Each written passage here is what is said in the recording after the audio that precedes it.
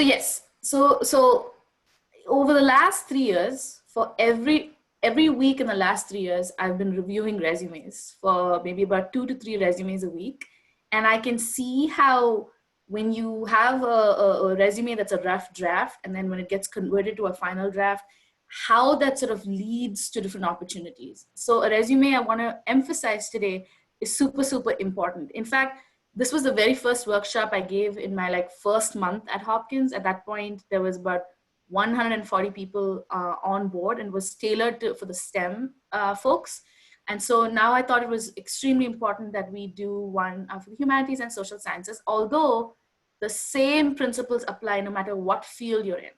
So I can see how when you have a good resume, you can convert that into getting a recruiter looking at your resume and you getting job interviews. So I have YouTube video on this. It's like a 7-minute short spiel. I have longer 1-hour workshop. I will share these resources with you. I'm in the process of creating a resume guide, a template, all these resources I'm about to share with you because in about a month and a half, we're going to have a hiring event.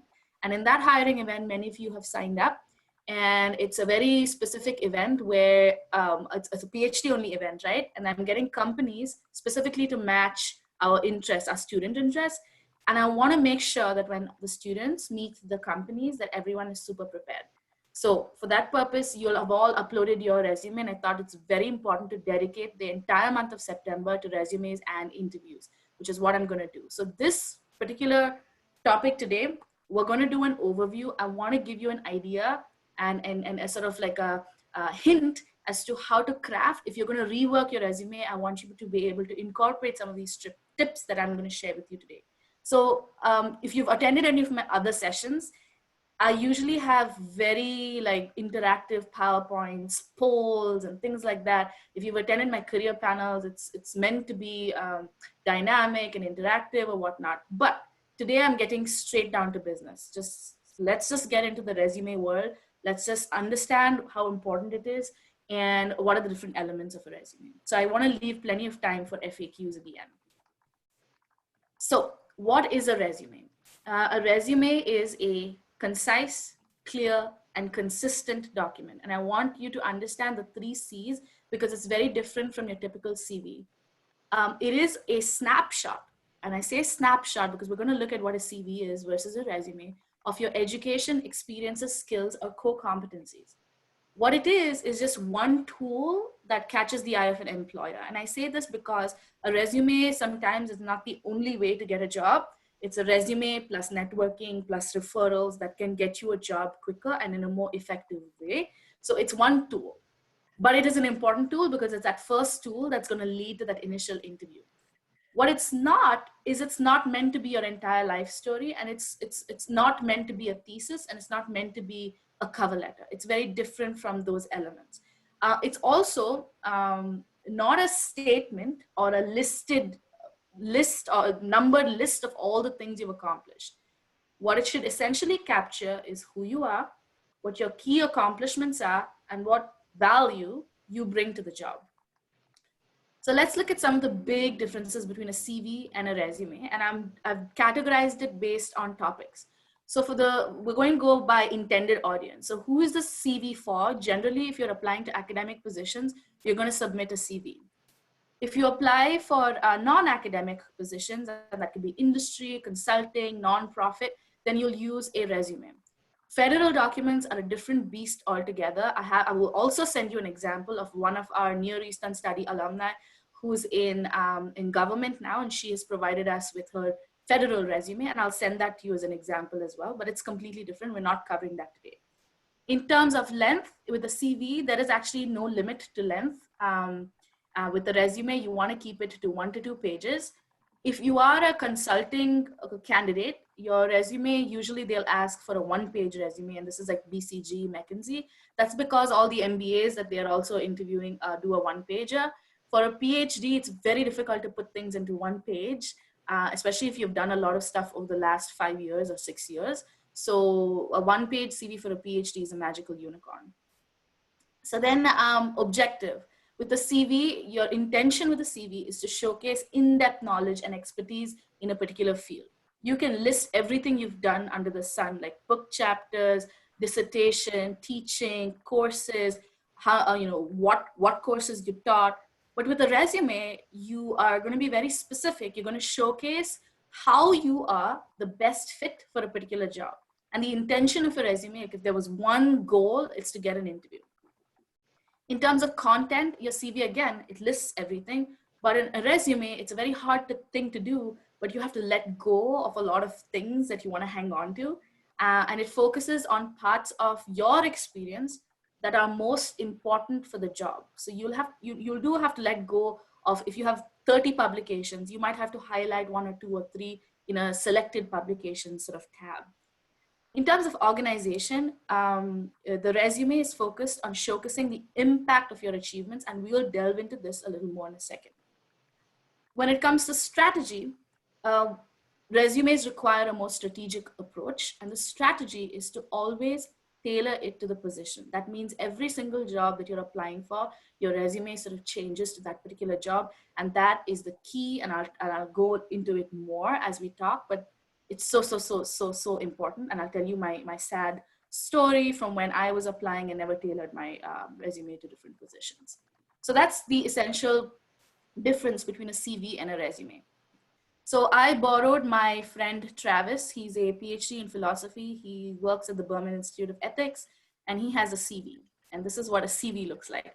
I was frightened when I saw his CV because it's 14 pages long. And he also wrote, he's an author of a book called In Pain. So obviously, so all his speaking arrangements and speaking engagements are in there. But as you see, Travis's CV is 14 pages long, and it's numbered lists of everything he's done. Forthcoming publications, book chapters, any invited presentations. So we're just scrolling, and it just lists everything, right? So if Travis were to apply for a consulting position, his CV is not going to be seen. It's probably going to be like just put on in the trash pile. Sorry, Travis. He's obviously a very established author, scholar, but for consulting, it's not going to work. And that's the point I'm trying to make, is that the CV is not going to work for consulting. So what does a resume look like? And I'm not only speaking about consulting. Like I mentioned earlier, if you want to apply to Google, Facebook, quantitative research, qualitative research, nonprofits, you'll be using this resume. So I wanted to show you very quickly, and remember, I'm going to give you like a guide. I'm going to give you a template. I'm going to send you someone's resume to look at. But we'll start with looking more closely at how a resume is structured. So let me see, you guys, if you have any questions, you do have questions. I see it in the, yep. Which book? Oh, you read In Pain, Natalie? Cool. So if you have any questions about anything that comes up, put it in the chat box, because I have another screen dedicated just to the chat box. So here we are looking at a makeshift resume. Okay, I made this at 3 in the morning. But you have this lengthwise sort of your regular Word document. Your name features nice and bigger than the rest of the document. You have your phone number, your address, and email address, which is your professional email address. My Gmail is named funny, something that I made when I was 21. So I'll never put it on my my resume. And then you put your little professional website. So if you have a professional website, that could be LinkedIn, or it could be a blog page or whatnot. You can have that there. Instead of putting the entire URL, you can hyperlink the profile to that particular word. So in terms of your margins, you want to utilize much of the white space. But what I noticed from viewing a lot of the CVs that you guys uploaded into the hiring event is that it's not structured in a way that's appealing to the eyes. So you want to do a 0.5 margin.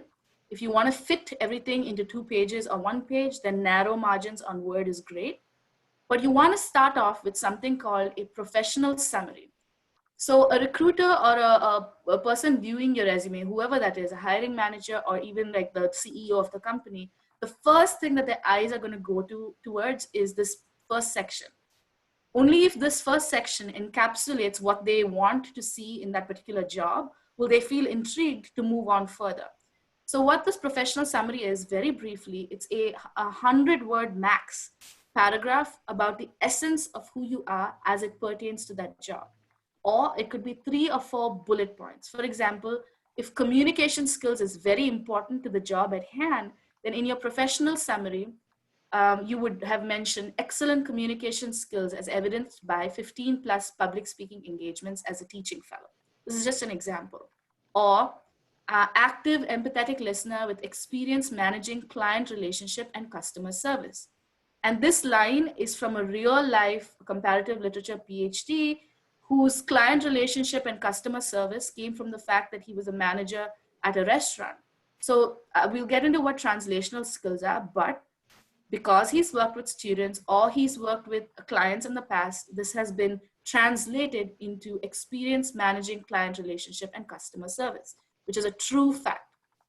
Now, if you're a social scientist, which I see some of you are in this talk today, then it's definitely this section must feature in your resume, which are the technical skill sections. Even if you are a social scientist or a humanist who has skills that need to be listed, like R, Python, SPS, maybe survey design, Qualtrics, it's nice to have that skill section up in front, because oftentimes the job is specifying exactly what technical skills they want to see, right? So what we're going to do is we're going to look at the job description, and then we're going to create a resume based on that requirement of that job description. So that's a good section to have. Then you have your education, and based on the position, your education can either feature here or it can be moved all the way to the bottom. Then you have something called professional experience. If some of you, so the steps here are, look at the skills, words, and job summary, give bullets. Yep, exactly. And we'll go into the adjectives in a second. Just keep an eye on the chat box, because students are also typing in the chat box. So professional experience will include either your research experience, your work experience, any sort of internship, professional experience that you've had. And you would neatly outline it by highlighting, say, the title or the university, whichever you want to highlight. And everything on the right-hand side or on the left-hand side, whatever you decide, everything needs to be consistent. Everything should be formatted consistently. There's no need to spell out December or August or November. You can use the short forms. But people want to know your beginning times and your end times, because it's important for them to sort of, if there are any gaps in employment or gaps in education, that's how they gauge by the timeline. So you list your professional experience, so on and so forth, and we'll get into the actual wording when it comes to that. But the other elements on your resume that are super important could be leadership and service, awards and honors, selected fellowships and awards, selected publications and book chapters, because I'm sure many of you have many publications, teaching experience. Again, we're not going to go into the actual course number of the course that you taught, like, I don't know, SOL 102 or something like that. That's not necessary for a resume, because it doesn't matter to the person who's viewing it. You want to add anything like professional affiliations, and many of you are proficient in multiple languages, which is a superpower. So I will say add your language proficiencies in a section of its own. If you have other interests, if then there's space, certainly you can add that you're interested in hiking and whatnot. It doesn't hurt your resume, but I wouldn't want you to squish it in your resume if there's no space. So in general, your resume, many of you write objective in the beginning. Objective is very dated. We don't write objective anymore, because you're not stating any objective. You're trying to encapsulate what your professional summary, what your qualities are in the best way. If you have a technical skills section, again, it's great for consulting. If you don't have like R, Python, SPS, it doesn't matter. You can still have a skills section, and you can say analytical skills, quantitative skills. You can list these skills, okay? In your resume, you would demonstrate those skills. You just don't list skills, you would demonstrate them as well. So you always put bullet points. I looked at a lot of resumes, and they're written in chunks, like paragraphs, and it becomes very hard for my eye or a recruiter's eye to quickly read paragraphs and to decipher and to extract what your qualities are. So when it comes to a resume, even a CV, you're best putting everything into neat bullet points. And again, the bullet points, I was noticing there were a lot of different, there was a creative use of the bullet points, like stars or arrows. I say keep it simple, keep it either like a little dot or a little square, and go very, very neat, concise, and very consistent. Okay. And you want to write about 4 to 5 bullets per experience. If there's something that you had a short stint, like maybe you spent less than a year at something, it's okay to have 2 bullet points. And those are the other important sections I wanted to cover. The first thing that I'm noticing in many of the resumes is that there's absolutely no structure. It just looks like words on a piece of paper, and it's absolutely important for there to be some sort of neat structure. You can either have it black and white with bolding, which is in black, or you can have this blue, black and white option as well. So don't take my word for it. A while ago, we had Brian DeGrazia come from the MLA, and he presented to us his resume, which is what I'm going to send you later. He gave me permission to send, and I'm going to show you how he crafted his resume for his particular position as a career counselor at the MLA. Again, the examples I'm giving are humanities people right now in this section, but this advice applies to anybody. I would give the same talk to the STEM folk and tell them the exact same thing, but I would just give them an example of a STEM CV, which is very heavy on the technical aspects. So same advice. So that's why I'm going to send you Brian's resume, and I'll send you a STEM resume as well, and you'll see the similarities. So here's Brian's resume. You see how he has all the sections I had mentioned. Let's go to the top. Education, professional experience. We're scrolling, and he has all of his different sections in bullet points. Continued all the way down, any sort of work experience, and you do it in reverse chronological order, any service, okay? And then he has his awards, and then he has selected publications. So his is what we call a hybrid CV and resume. You can do hybrids, which is, it's not a 14-page CV, but it's a 2 to 3, maximum 4-page hybrid. If the job doesn't specify whether they want a 1 or 2-page resume. If a job says, send us a resume, then assume it's 2 pages. If a job says CV or resume, then, and you want to spread it out a little more, you can do 2 to 3 pages. Pay attention to what the job briefing asks for. So I'm going to send you this. This is, again, I discovered this yesterday from the MLA, and it's exactly what I'm saying, except it explains all the different sections and why you word certain things in a certain way.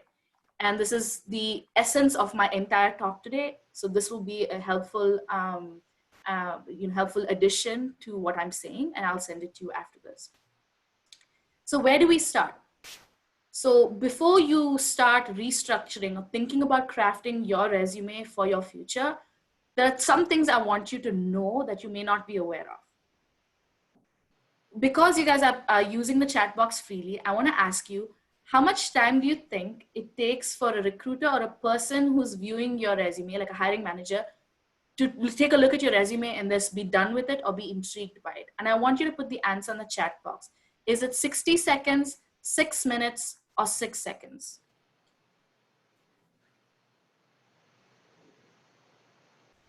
Oh, well, many of you already know the answer. Okay. And that's because, I mean, that's even faster than Usain Bolt's record, which is 9.58 seconds. But an average person only takes 6 seconds to browse his resume.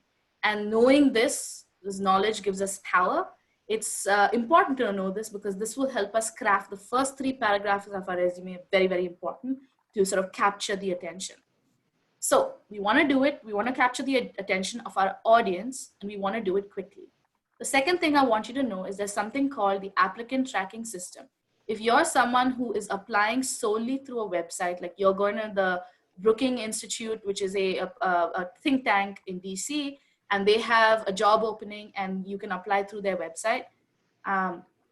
So this is an example. They likely don't have an ATS because they're very small, but if a company has an ATS system, it just means that a computer algorithm is the one that's sifting through the keywords in your job description, matching it to the keywords that occur in your resume, and then pulling you out as a possible candidate to be viewed. So what happens with applications that go through the ATS system is that you have a little tunnel, and then the tunnel gets smaller and smaller and smaller. So by smaller, I mean like if it goes through that applicant tracking system tunnel, then maybe the hiring manager will take a look, and then maybe the person who's interviewing you will take a look. So the applicant tracking system is something that we have to hack. And hacking the applicant tracking system includes crafting your resume to the job description and using keywords from the job description in your resume. And we'll dissect a job description in just a second. The third thing I want you to know, because this is even before you're thinking about doing anything, is we often write our CVs or our resume from our point of view. Let me just list everything that I've done. I'm so proud of everything, right? So I'm just going to put it all there and throw a net out and then hope that a recruiter catches on. That's our approach. But our approach is, I think we need to get off like that from the performer, from the stage point of view, and we need to go into the audience and we need to ask the questions of the employer. What is the employer looking for? Are they looking for, if we are a fit for the position, will I be able to actually do the job? And then sometimes you can gauge a person's personality, or you're intrigued by a person's personality from their resume or the things they did, and you want to get to know them over an interview. So an employer is just looking at the job description, looking at your resume, and seeing if there's any connection. And part of the strategy that I'm going to talk about is simply making these connections. So these are three things I want you to know. The first one was know that you have to capture your audience's attention quickly, that you have to get past the ATS. And if you're applying through the bigger websites, and that applies for, you know, even like Facebook, Google, and things like that for UX researchers, you want to be able to get past the ATS system. And you want to keep construct it from your audience point of view. So who's your audience? So at this point, the next step becomes very, very critical. And this is how I approach and have taught the many people over the last 3 years how to look at a job description and understand where the clues are. The best part about this is the clues are already in the job description. So if you're wondering, what should I put in my resume, or how do I convert my current CV into an effective resume, you simply have to look to the job description. And we are just now going to look at a clue. For example, I'm going to show you how dissecting that clue and what that looks like.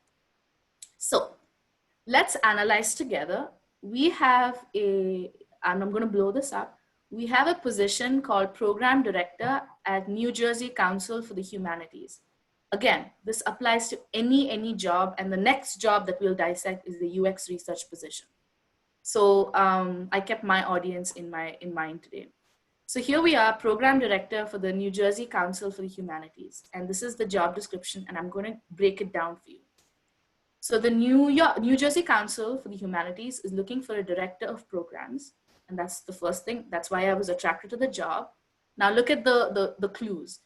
Who will work with the executive director, staff, and trustees. So my first clue is that work with all these people, which means in my mind, what I do is I take a pen and paper, I print out the job description. That's just me, because I like to write with my hand. And then I write down the qualities that they're looking for. So work with, for me, means someone who's a team player and who can work in a group and is collaborative. So when I start to think about my resume, I know collaboration is important to my employer. So I'm going to write that down. Next, they want someone who can increase the organization's impact and reach.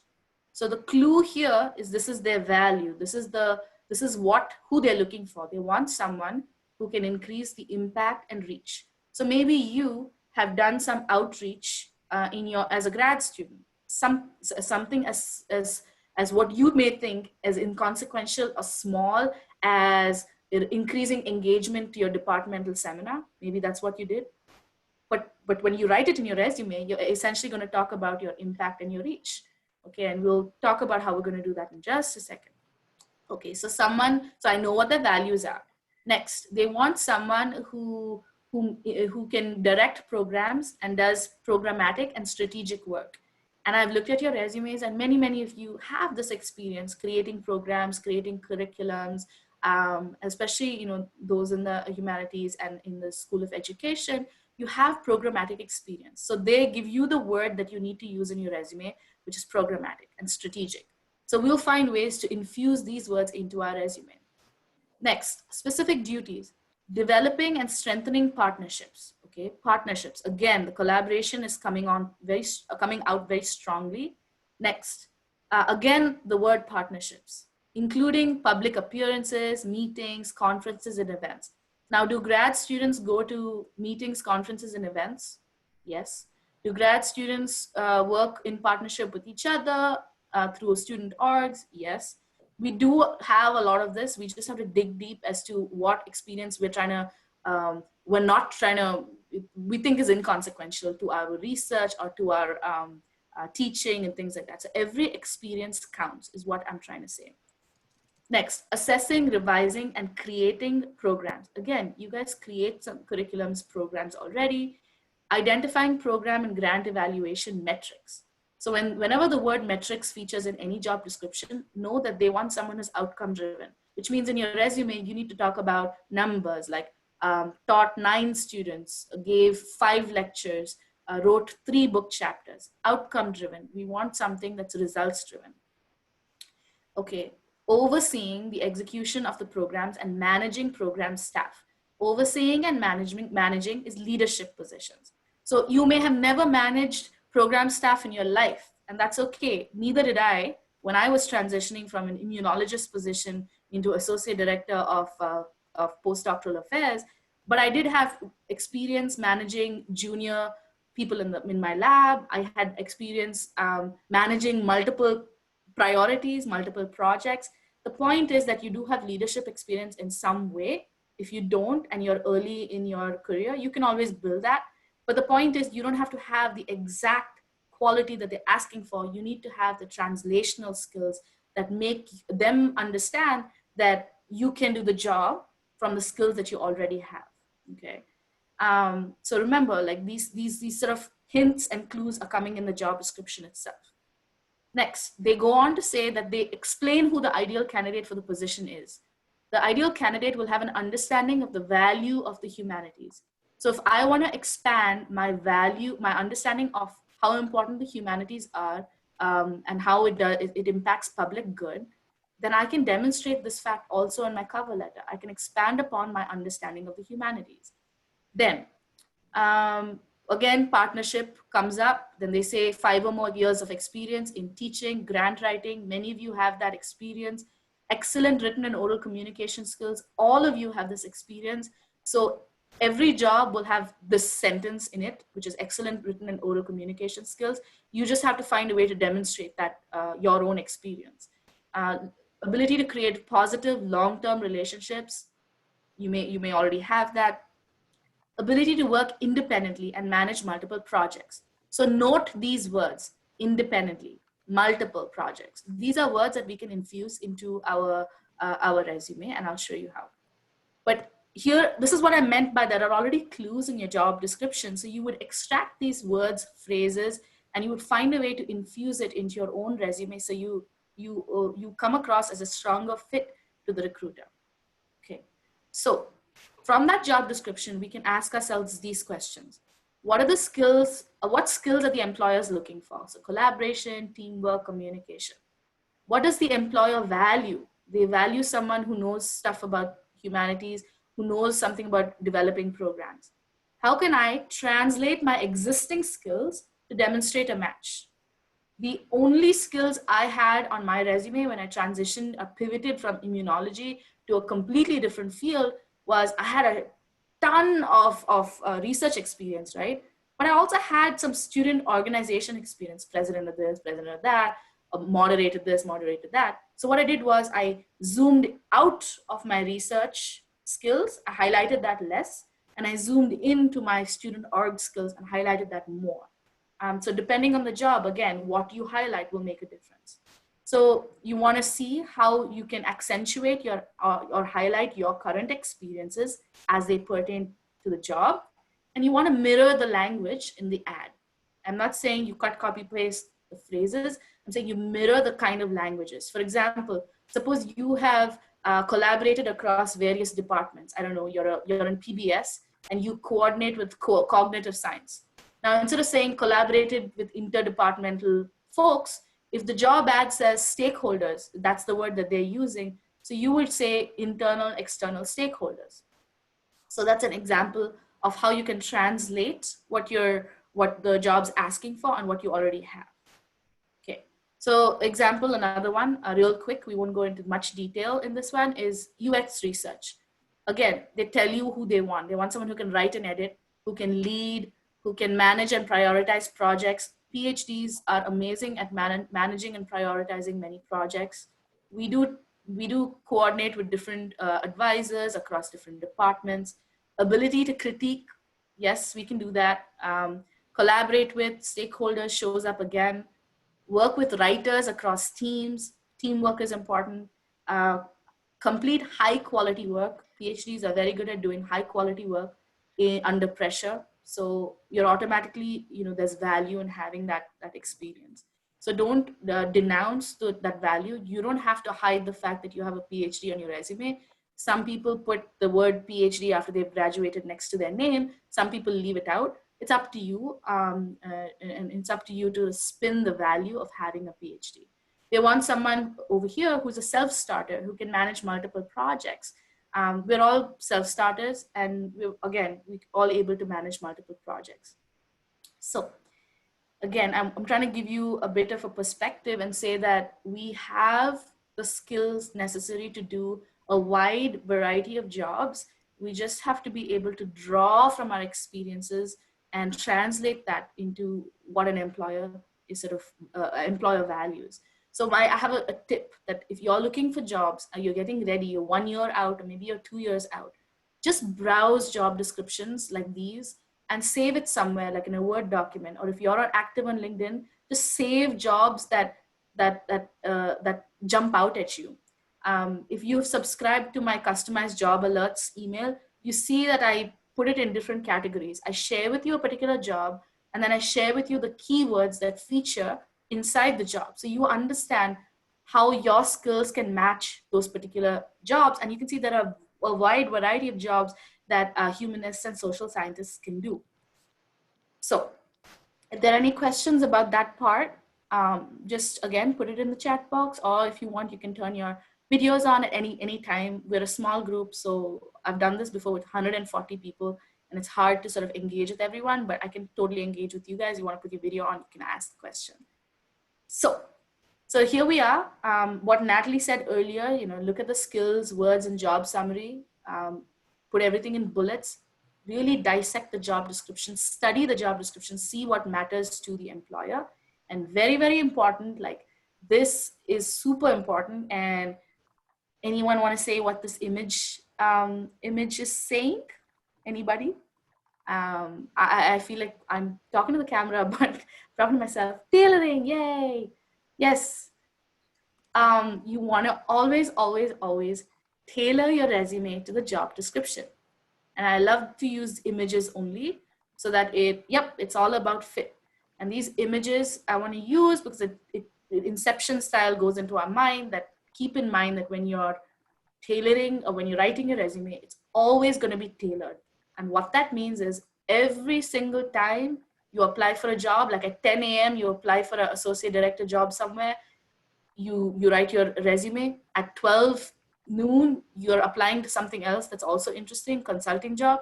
You can't use the same resume for both jobs. And I'm telling you this because I spent a year and a half sending the most random CV to every job possible. I still have it saved on my LinkedIn jobs, and I never got a call back. The minute I started tailoring my resume to jobs, small changes, big changes, it didn't matter. The minute I started considering what the employer is looking for, I started getting interviews. And it just, from there on, I've always got an interview for a job that I applied to because I applied for a job that I could do. And my resume or my CV was always, always, always tailored. And this is the exact same advice I'll give you for interviews as well. When you go on interviews, your answers need to be tailored to the particular job at hand. And that's a completely different topic that I'm happy to cover later. But there are some things across every single job description, and I view hundreds job description per month. There are same things that people look for in PhDs.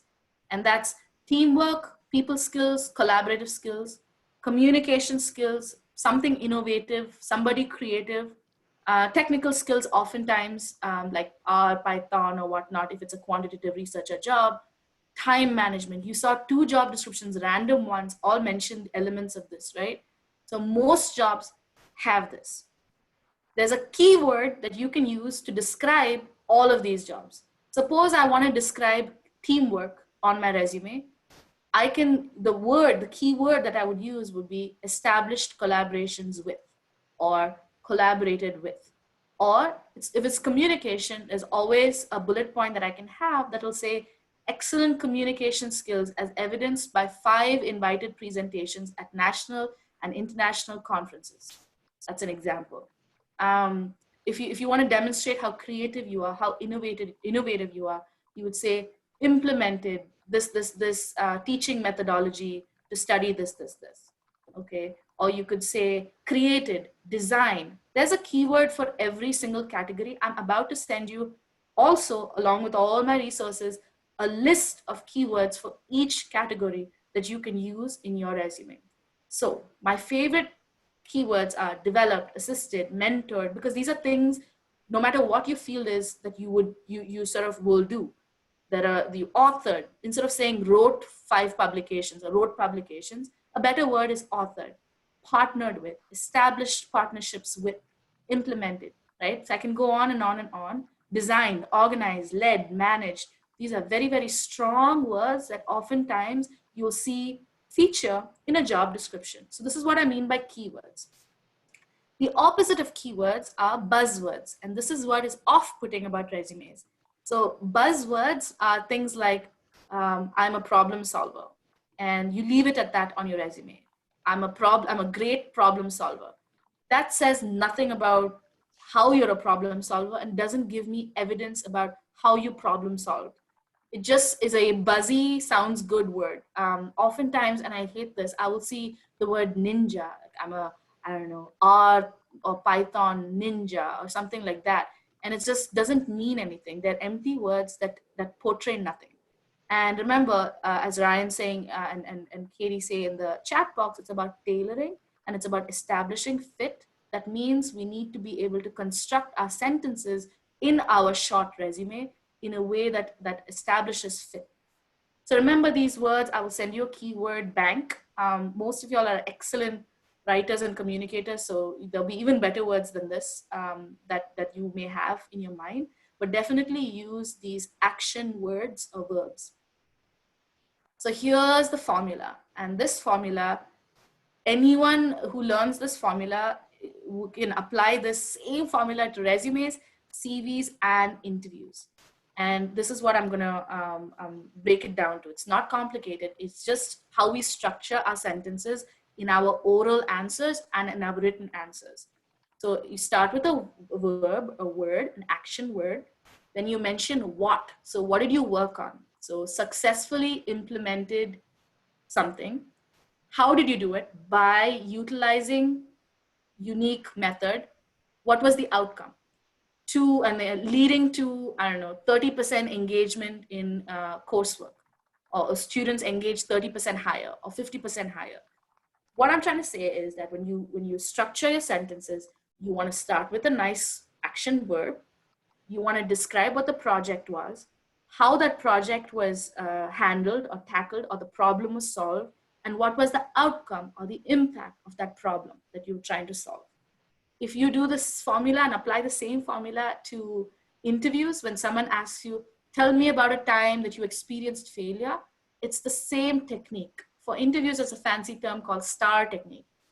Describe the situation. Well, I can remember a time when, what was the action that you took? What was the task that you're describing? And what was the result?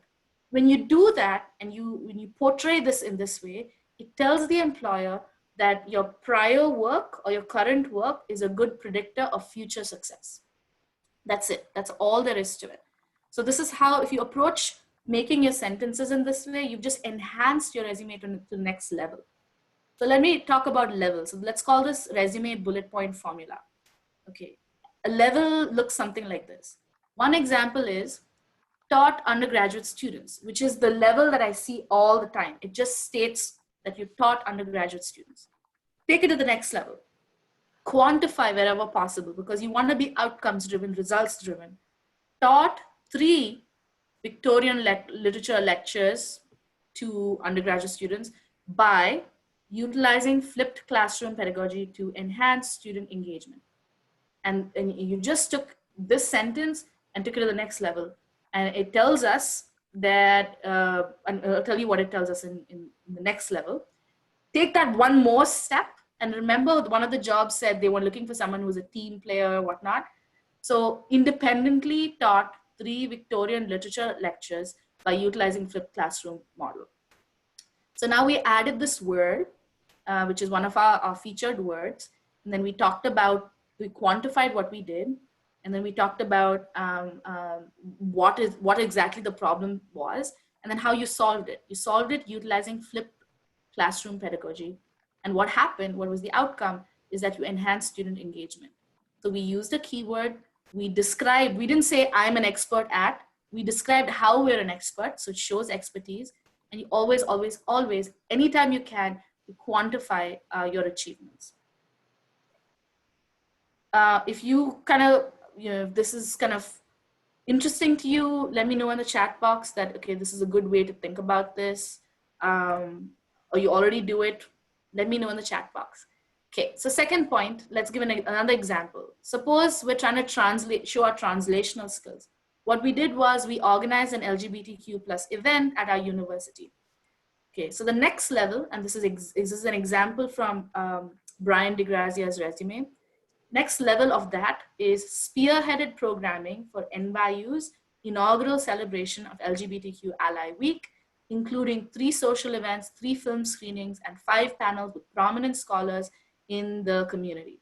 Okay, so instead of just saying organize the event, we talked about the structure that I mentioned.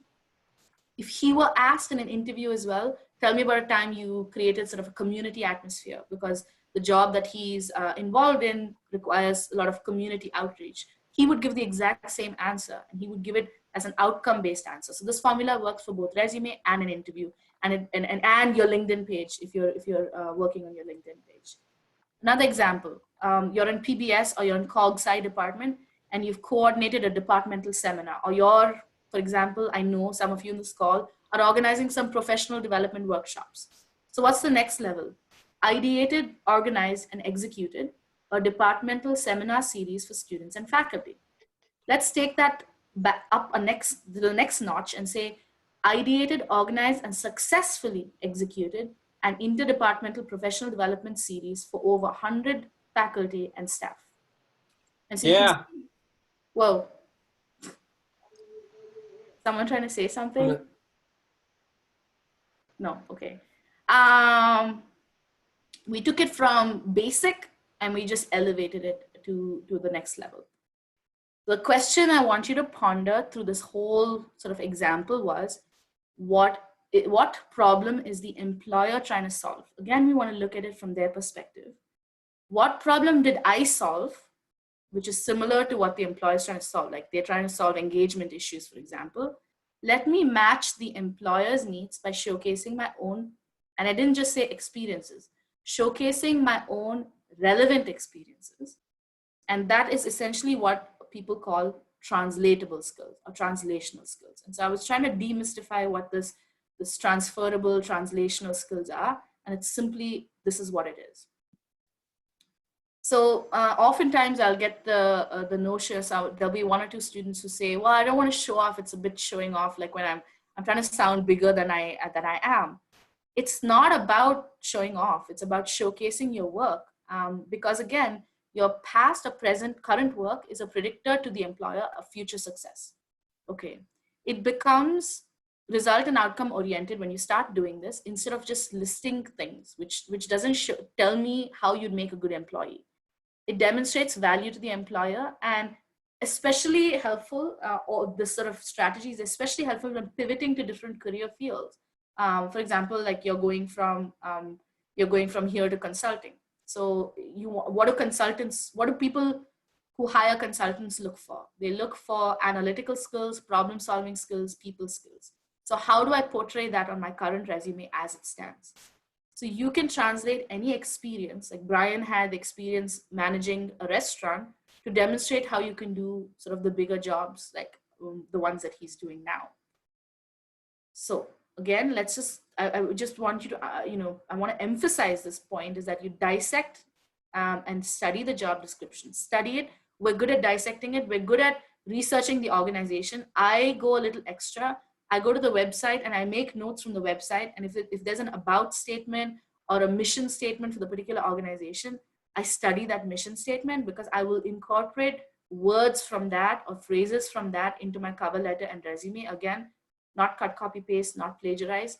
I will capture the essence of it. Prioritize and include your skills that match what the job is looking for. Construct action words and result-oriented sentences. So resume sentences are very different from the ones that you'll find on your CV, and you want to do it in bullet points so it's easy to read. No need for buzzword or sentences, no need for fluff. And there you have it. You have a very impressive resume using this sort of strategy. Again, I want to sort of go back to the resumes I've been viewing recently, because I'm hoping that having these sessions, these sort of mini workshops will lead to people altering their resumes and will lead to better success when they meet the recruiters at this job event. Is when the resumes are first, when your eyes land on it, it needs to be simplistic. I'm seeing like a lot of fancy fonts and, I don't know, it's green and there's red and things like that, a lot of templates. You want to keep it simple. You want to give the employers a resume that they are used to seeing so that they are able to quickly pick out the things that they want to pick out. You want to keep it structured. You want the formatting and fonts to be consistent, visually appealing, and you want it to be designed for efficiency, structured clearly. Okay. So at this point, I want to ask you guys if you had any questions. I can't believe it's already 10:52, but I have some commonly asked questions. So you guys can ask these questions now, or I could go into the FAQs. Anything's okay. Give it like 5 seconds to see if anyone has any question about what I just talked about. Okay, so you may have questions later on is how do I decide how to order the sections of my resume? And the way in which you decide what goes where is based on the job description. If leadership keeps featuring on the job description, then you want to be able to move leadership to the top of the page and not somewhere be pushed to the end. If communication skills, written and oral communication skills is very important, then I would put my selected publications, invited presentations. Anytime I've demonstrated communication skills, I will put that on the top of my resume. So deciding where to order the sections of my resume really depends on the job description, which is where tailoring comes as well. How do I decide what to keep and what to let go of? Anyone have the answer to this part, this question? How do I decide what to keep and what to let go of? It's very, very hard. We were trying to fit the other day. I had a student. Yep, Jake. Yep, you got to tailor it based on the job description. So I had a student the other day applying to BCG Consulting, and their actual resume ran 4 pages, and they had to do it in 1 page.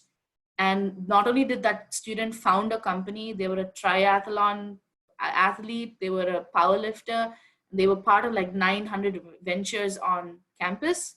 And it was such an impressive experiences, but we had to fit it in 1 page, and it was such a challenge.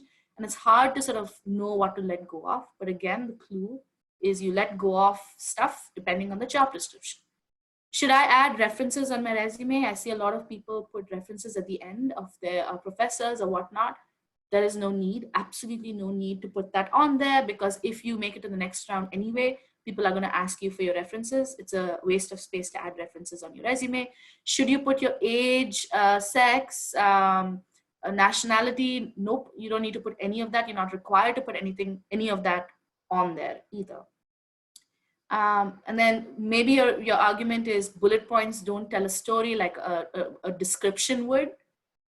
Well, a paragraph is great for a cover letter. You can use a LinkedIn profile to complement your resume. You can use a cover letter to expand upon sections, but certainly don't include large paragraphs, which I think it's more normal to write longer sentences when you are you're telling the story, but bullet points only.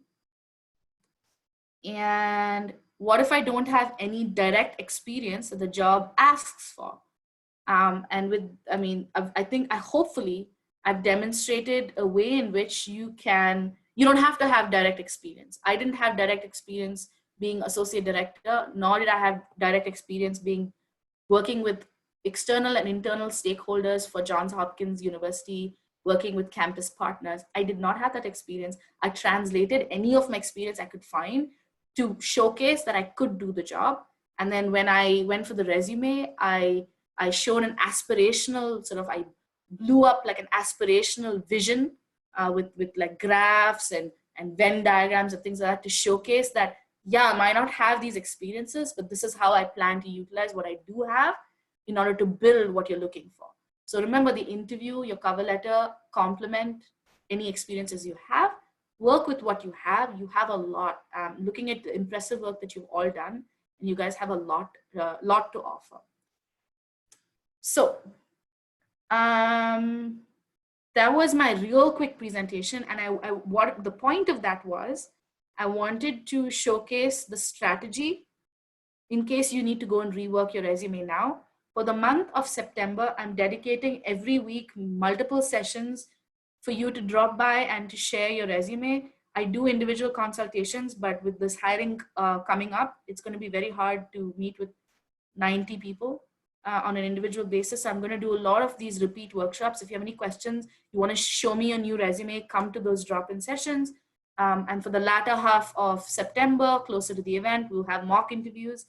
If I were to say what my superpower my superpower would be interview strategy and resume crafting. Like, those are things I enjoy, and those are things I know that is super important to get you guys opportunities or let you sort of connect with the recruiters in a more effective way. So good. Any other questions? I have a question. Yeah. So I know that there's a lot of talk about tailoring your resume to specific jobs, but when you are doing something like these job fair, career fairs, and you don't necessarily know who is going to be there, who you might be talking to, how do you generalize enough that you seem appealing to, more than just a really niche group, but also not too broad? Yeah, so if you okay, so for example, if you're referring to the Hop to the Futures events that's coming, this is a pain point for many career fairs. So this Hop to the Future event is very, very different. We're not blindsiding the employers, we're not blindsiding you. All the job descriptions will be available to you way before the event actually takes place. So between September 8th and October 2nd, the job descriptions will be posted on Handshake. Then we will take your awesome resumes and we will suggest to you that we think that you should meet with these employers, and we will take these awesome resumes and we'll suggest to the employers that you guys need to see this student. So it's not going to be blind. But with other career fairs where you do have this problem, again, remember that slide where I showed you all PhD jobs are asking for the same things: teamwork, collaboration, people skills, la la la. Those similar qualities, the more job descriptions you view, the more similar qualities you'll see occurring. Use those similar qualities to construct your resume. It can be very general. It doesn't have to be catered to any particular job, but it still hits those points of the fact that you have collaborative skills, you have excellent communication skills, you have teamwork skills. Still do that. Sometimes the job description is so poorly written that there's no way in which we know what to put in our resume. It's super general. In that case, you can either ask the recruiter or the person who posted the job. You can find them, you can ask those questions, or you can again hit on those super, super important points that every single job requires from PhDs. And one important thing, speak to your strengths. Like, your strength is your research and analytical skills, because you work, you're an expertise in those. I mean, I know I've seen your CV. Speak to your skills, highlight those skill sets, and even if it's a job that doesn't require those skill sets, it'll be valued that you took the initiative to go ahead and do Python, R, and whatnot. So see your skills as a superpower and a strength, and then highlight that. It would be my advice.